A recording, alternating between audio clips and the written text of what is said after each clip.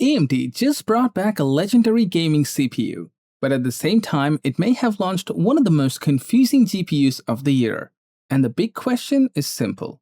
Is AMD giving gamers better upgrade options, or is it making the buying decision even harder? Because this affects your money, your gaming performance, your VRAM choice, and whether your next upgrade should be a CPU, GPU, or full platform rebuild. Here's the problem. AMD's Ryzen 7 5800X3D is back as a 10th anniversary edition for AM4. That sounds like a win for gamers who want to keep their current motherboard and DDR4 memory. But the real story is not just that AMD brought it back. The real story is why AMD had to work so hard to bring it back. According to AMD, this was not as simple as turning the old factory line back on. The original 3D V-cache stacking process used for the first 5800X3D changed. So AMD had to re-engineer and re-qualify the chip for a newer stacking process. That changes the story. This is not a brand new architecture. It's still Zen 3. It still has 8 cores, 16 threads, a 4.5 GHz boost clock, 96 MB of L3 cache, DDR4 support, and the AM4 socket. But for the right gamer, that's exactly why it matters. If you're still on a Ryzen 5 2600, Ryzen 5 3600, Ryzen 7 3700X, or even a weaker Ryzen 5000 chip, this can be a huge gaming upgrade without buying a new motherboard, DDR5 RAM, or a new Windows install. That's the mini payoff. For AM4 owners, the 5800X3D is not exciting because it's new. It's exciting because it avoids a full rebuild. But wait, the price is where things get messy. AMD listed the 5800X3D 10th Anniversary Edition at $349. That is cheaper than the original $449 launch price from 2022. But this is still a 4-year-old CPU design. So is it actually a good deal? If you already own AM4, maybe yes. If you're building a new PC from scratch, probably not. Because AMD also confirmed AM5 support through 2029. That means a new AM5 build gives you DDR5, newer boards, future Ryzen CPU support, and a longer upgrade path. So the verdict on the CPU is clear. The 5800X3D comeback is a smart final upgrade for AM4 gamers, but it's not the best starting point for a brand new PC build.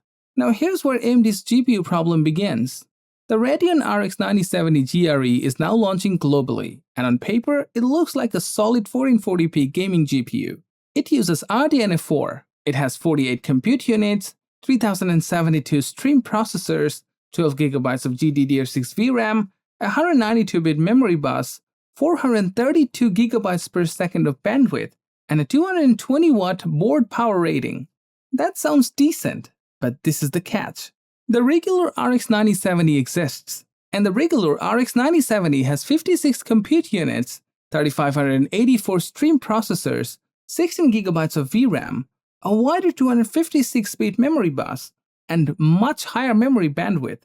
It also has the same 220-watt board power rating. So the GRE is not just slightly different. It has less GPU, less VRAM, less bandwidth, and weaker long-term headroom. And yet, the launch price is $549. That is where the gamers should stop and think. Because if the RX 9070 GRE is too close in price to the normal RX 9070, why would anyone choose the slower card with less VRAM? This part matters. AMD's own numbers say the RX 9070 GRE is faster than the RTX 5060 Ti 16GB at 1440p. Independent reviews also show it can beat Nvidia's mid-range card in many games. So no, the RX 9070 GRE is not a weak GPU. But the problem is not performance alone. The problem is value. TechSpot's testing found the RX 9070 GRE can be around 19% slower than the standard RX 9070 at 1440p, while still being much faster than the RTX 5060 Ti 16GB in some benchmark averages. That creates a strange situation. Against the RTX 5060 Ti, the RX 9070 GRE can look strong. Against AMD's own RX 9070, it looks awkward. And for gamers, that's the buying trap. If you only compare AMD versus Nvidia, the GRE may look attractive. But if you compare AMD versus AMD, the normal RX 9070 starts looking like the smarter buy. That leads to the real question: how much does VRAM matter right now? For 1080p gaming, 12GB is still fine for most people. For 1440p, 12GB is usable, but 16GB is starting to feel safer, especially in newer games with high-resolution textures, ray tracing, heavy open worlds, and future PC ports. For 4K, 12GB is where you need to be more careful.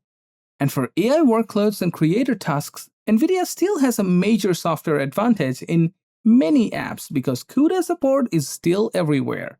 So the RX 9070 GRE is mostly a gaming-focused value card. But if the value is not there, the whole argument gets weaker. Pattern break. This is not just about one GPU. This is about AMD's entire upgrade strategy. AMD is trying to do three things at once. Keep AM4 alive for budget gamers. Make AM5 feel safe through 2029. And push Radeon R4 into more price segments before buyers lock themselves into Nvidia. That's smart, but execution matters. The 5800 X3D 10th Anniversary Edition has a clear audience. It's for people who already have AM4 and want one last big CPU upgrade.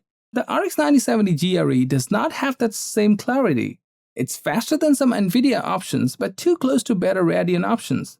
It has decent power usage, but not enough VRAM for the price. It supports AMD's latest gaming features, including FSR technologies, but Nvidia still has stronger software support in many AI and creator workloads. So where does this leave gamers? If you're on AM4 and your GPU is already strong, the 5800 X3D could extend your system life for years. If you're buying a GPU, do not look at the RX 9070 GRE in isolation. Compare it against the RX 9070, RTX 5070, RTX 5060 Ti 16GB, older RX 7900 series cards, and whatever price is actually available in your country. Because at $500 or less, the RX 9070 GRE becomes interesting. At $549, it needs a very specific market to make sense. And if the RX 9070 is close in price, the GRE becomes a hard sell.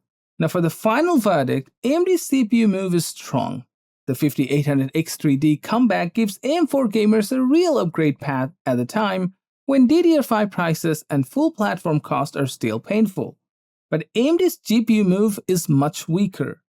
The RX 9070 GRE is not a bad graphics card. It's a badly positioned graphics card. For gamers, the best upgrade is not always the newest product. It's the product that gives you the most performance, enough VRAM, stable drivers, good power usage, and the least regret after prices move. So my verdict is simple. Buy the 5800 X3D only if you're already on AM4 and want to keep your system alive. Consider the RX 9070 GRE only if it is clearly cheaper than the RX 9070. Otherwise, wait for a price drop or buy the better card. Now, I want to know your setup. Are you using Nvidia, AMD, or Intel right now? And are you upgrading your CPU first or GPU first? Drop your answer in the comments and subscribe for more clear GPU, CPU, benchmark, and upgrade breakdowns without the marketing noise.